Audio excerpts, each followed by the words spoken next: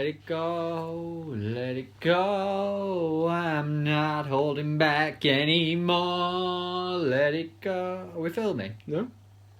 We are. I can see numbers. That we're having a nice little sing-song now, weren't I, love? Oh, what?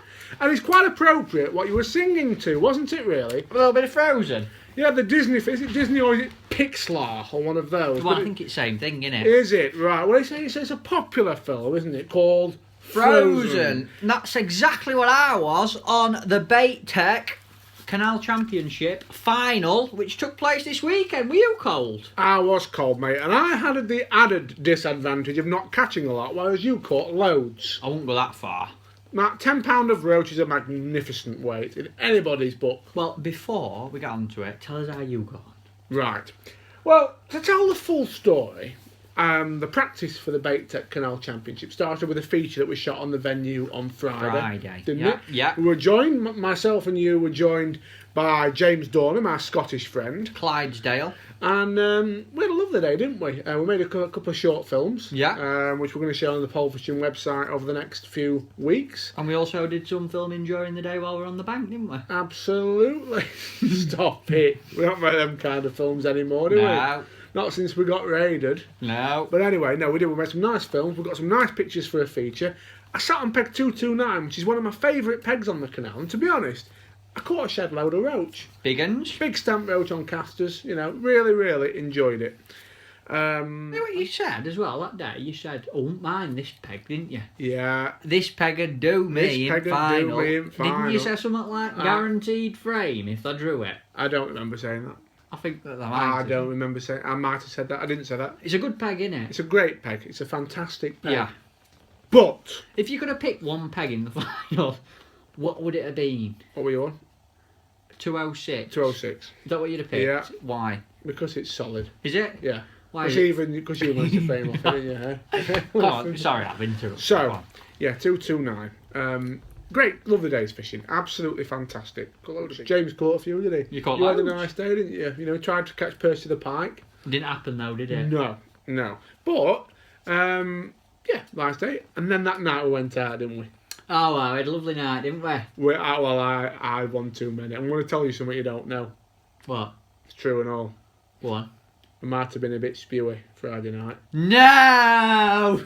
Yeah. This one, see, because I didn't fish on Friday, and this one did. You had a little cheeky practice, did a feature, as you do, and I didn't fish, so I wanted to have Saturday as my practice. So when we went out, I only had a couple.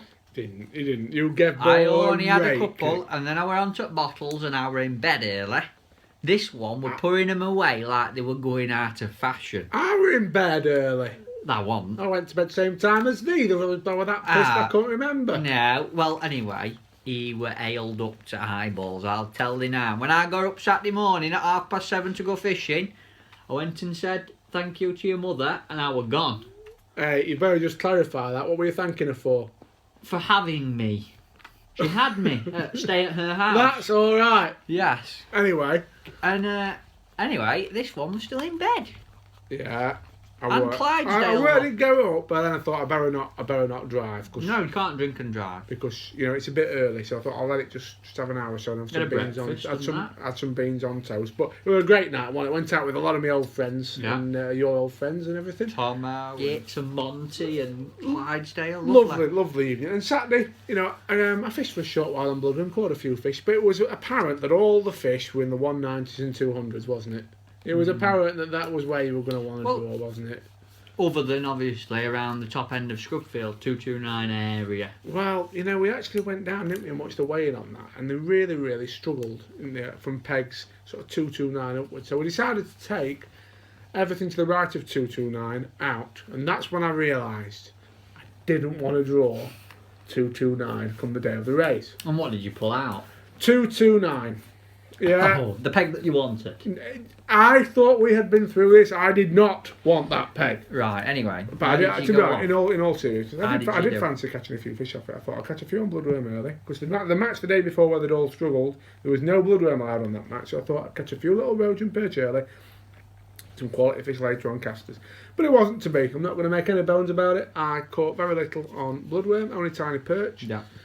odd roach on bloodworm. I never had a bite on casters. Very strange. In all seriousness, I don't think it does canals like that any good. Like we had a fish there on Friday, and then there was a match on Saturday, and it was like the third day them pegs had been fished on. It was. Sunday. It does affect it. It was, and the other thing with it is with that area, you know, normally when there's a big weight off scrub field, you catch some quality fish, whether it be on hemp, casters, or bread, or whatever, or bloodworm. If you're going to do well in scrub field, normally it's from the pegs roughly where I was, and normally it's with a weight of quality roach. I mean, I had 14 pound off 229 4 weeks ago. Yeah. Fourth on the match. Lovely days fishing.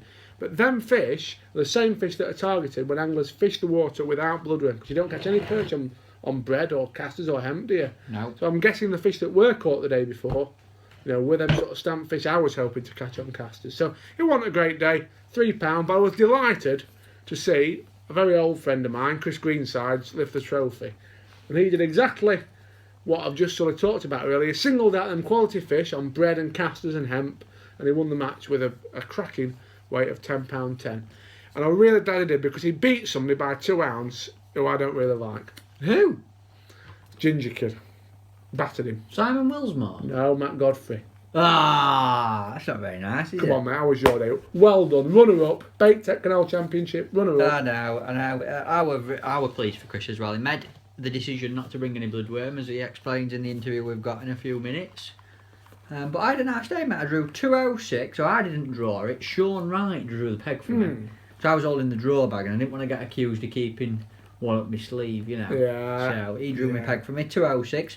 I'm quite happy. The only thing that concerned me, it's the only one we are... Well, it's not. There's 2 pegs we are about. One were mine and one were Greensides. You know why that is, though, don't you? Why? You can't get the boat in because there's that many roach there. Is that what it is? Across yeah, they tried, but they just put roaches getting stuck in propeller, and so they can't park there. Right. I'm talking to owner who told me. All right. No, I had a good day. I'm glad I went practising on Saturday because it was very difficult, and I noticed there were a lot of perch feeding. And I just fished a very simple match, 3 lines with bloodworm, just used 1 rig, found the same depth in 3 different spots, 2 short and 1 long, and just fished joker on the hook, and kept moving lines, catch 5 or 6 fish from 1, move lines, 5 or 6 fish, and just tried to keep putting fish in the net all day, and it paid off. I was looking around me, and people weren't really catching that much. And I thought, just keep plodding away, putting fish in net. I might sneak in a frame place with £10. And when I found out I was second on the match with £10.8, I was shocked. But a lovely day's fishing. But like you said, really pleased Chris won. Very well done, mate. And well deserved, you know. Definitely. Great angler. Does really well everywhere he goes, doesn't he? Chris does. And we've got a little interview with him for you. So enjoy this. Well, I'm absolutely delighted to be joined by an old friend of mine and the Bait-Tech Canal Champion 2016, Chris Greensides. He's won the match today. Chris, how have you caught? Fish bread at 13 metres on 2 lines, and fish casters at 16 metres. Caught most of my fish on bread and casters. Got a few on them. I haven't really got for anyone, so yeah, it's been a good match. 10-10, closely contested by Matt Godfrey with 10-8, a few pegs away, so it's been a good match, good battle. I mean, what's been really interesting about the canal this year for you? You've been twice, and you've framed both times, and you've only bought bread, casters, hemp with you. You've not bothered with bloodworm at all. A lot of people think this is just a venue dominated by bloodworm. It's not, is it? No, I just think with bread and things like that, I'm just giving myself a bit of a better chance. I might catch a better stamper out. I've always got a few on casters and something I enjoy doing. Hemp fishing, getting a bit better at it, so I've caught a few on them both times. Well, we don't get any better at it, mate. If you're winning as it is, nobody will catch you if you get even better at it, will they? So it's been good. Awesome. I'm also joined by the event sponsor, Andy. Andy, you don't get up to the stadium nearly as much as you'd like to, because you live about five hours away, don't you? But you've enjoyed walking around today. It's an awesome event, Tom. You, Matt and Lee need to be applauded for what you've done. Bait-Tech as a whole. I think it's a brilliant event. You know, we want to see it grow in the future. I think the format of it's perfect, and you know, we're really proud to have our names alongside yours. You know, the fishing itself is wonderful to watch. Guys catch 10 pound eight spin second. Doesn't get any closer. You know, loads of bites, loads of fish. Fantastic. Brilliant. Well, I hope you both come back next year, and Chris and you can defend your title. Yeah, definitely back. Yeah. Thanks, chaps.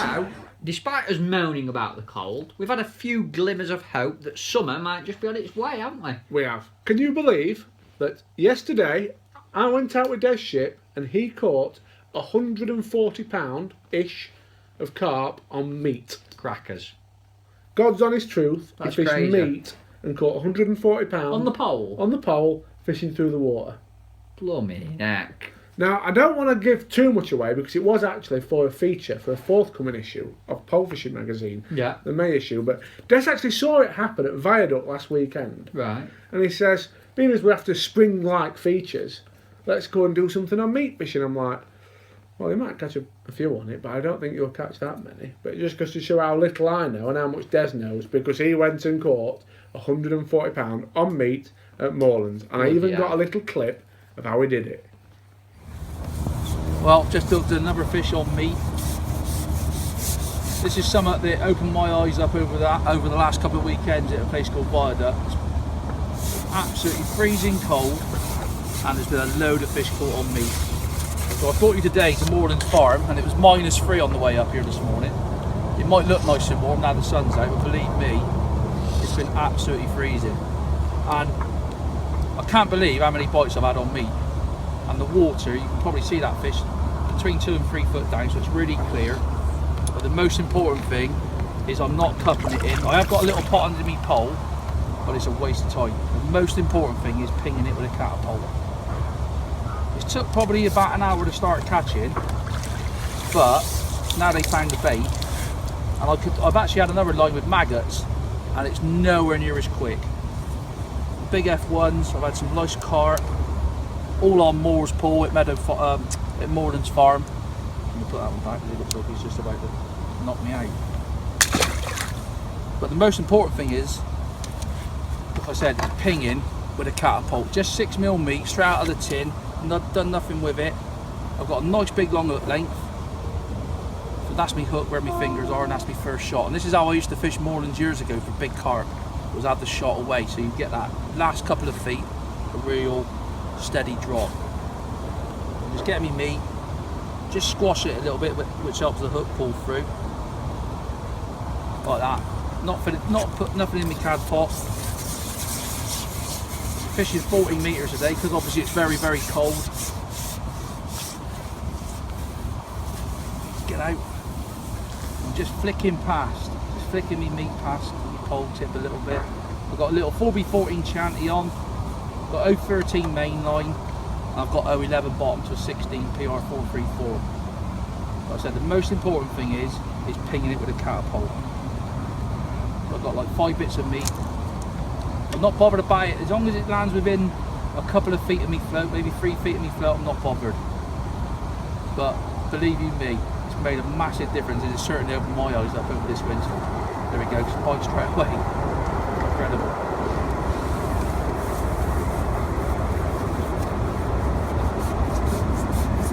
There's been a couple of guys here today on one of the other lakes, they fish maggots, they've not had a bite, they come over and watch me and they're like, I can't believe you're catching them. So, next time you go out, even though it's very cold, give it a go.